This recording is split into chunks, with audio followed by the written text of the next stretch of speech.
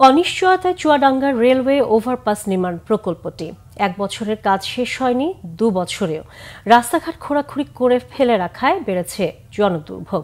যে প্রকল্প একসময় মানুষের প্রাণের দাবি ছিল, এখন তা কষ্টের কারণ হয়ে দাঁড়িয়েছে। কাজ দ্রুত শেষ করতে মন্ত্রণালয়ের দিকে তাকিয়ে স্থানীয় সড়ক ও জনপথ বিভাগ। চুয়াডাঙ্গা প্রতিনিধি সর্দার আল আমিনের তথ্যচিত্রে দেখুন বিস্তারিত। এই চিত্র চুয়াডাঙ্গার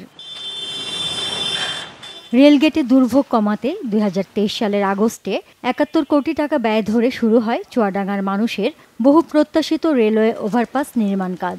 1 বছর মেয়াদের কাজ 2 বছরে গড়ালেও এখনও রয়েছে নানা জটিলতা। চলতি বছরের জুনে কাজ শেষ হওয়ার কথা থাকলেও বাস্তব চিত্র ভিন্ন। এদিকে ভূমি অধিগ্রহণ, নকশার ত্রুটি সংশোধন, রেল, বিদ্যুৎ ও পৌরসভার খরচ বাবদ আরও 13 কোটি টাকা ব্যয় বাড়ানোর প্রস্তাবনা দেয়া হলেও অনুমোদন না মেলায় ঝিমিয়ে পড়েছে গোটা প্রকল্প। দেখা দিয়েছে অনিশ্চয়তা। মৌসুমে তো খুবই মানে যে ভোগান্তিটা হয় এটা আছে বলার মতন না। কারণ এমন সময় হয় রেলগেট থেকে আমাদের এখানে আধা কিলোমিটার রাস্তা পুরাটাই জাম হয়ে যায়, আর কত অটো গাড়ি উল্টিয়ে যাচ্ছে। এই যে 3-4 বছর ধরে ফ্লাইওভার পড়ে আছে, কোনো উন্নয়ন নেই, কোনো জনগণের জন্য কোনো উপকৃত নেই। উপর মহলের দাবি, আমাদের জেলা প্রশাসকের দাবি, গণপ্রতিনিধির দাবি এবং এই সরকারের দাবি যে আমাদের এটা দ্রুত নিষ্পত্তনের ব্যবস্থা করা হোক। গাড়ি যানবাহন আসে না, অটো বলে না যাই বলেন, যারা আসে তারা খুবই কষ্টে থাকে। প্রকল্প এলাকা জুড়ে রাস্তাঘাট খোঁড়াখুড়ি ও খানাখন্দের কারণে বর্ষায় মানুষের ভোগান্তি বেড়েছে দ্বিগুণ। এক সময়ে আশা জাগানো প্রকল্পই এখন গলার কাটা হয়ে গেছে ওই অঞ্চলবাসীর।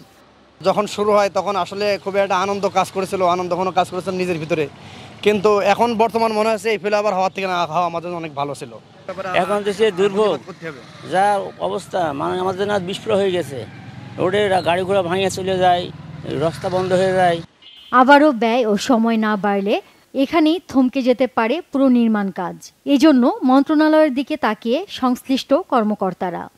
ডিসি অফিসে একবার ভূমি অধিগ্রহণের জন্য একবার রেডি হয়েছে টাকা দেওয়ার জন্য, তারা সময় 120 দিন সময় বেঁধে দেওয়া ছিল। সেই সময়ের মধ্যে টাকা না দেওয়ার কারণে, ফান্ড প্লেস না হওয়ার কারণে, আর ফান্ড প্লেস না হওয়ার কারণ হলো যে জমির ল্যান্ডের টাকা বাড়ছিল, ওইটাকে রিভাইজ করা লাগবে আর কি।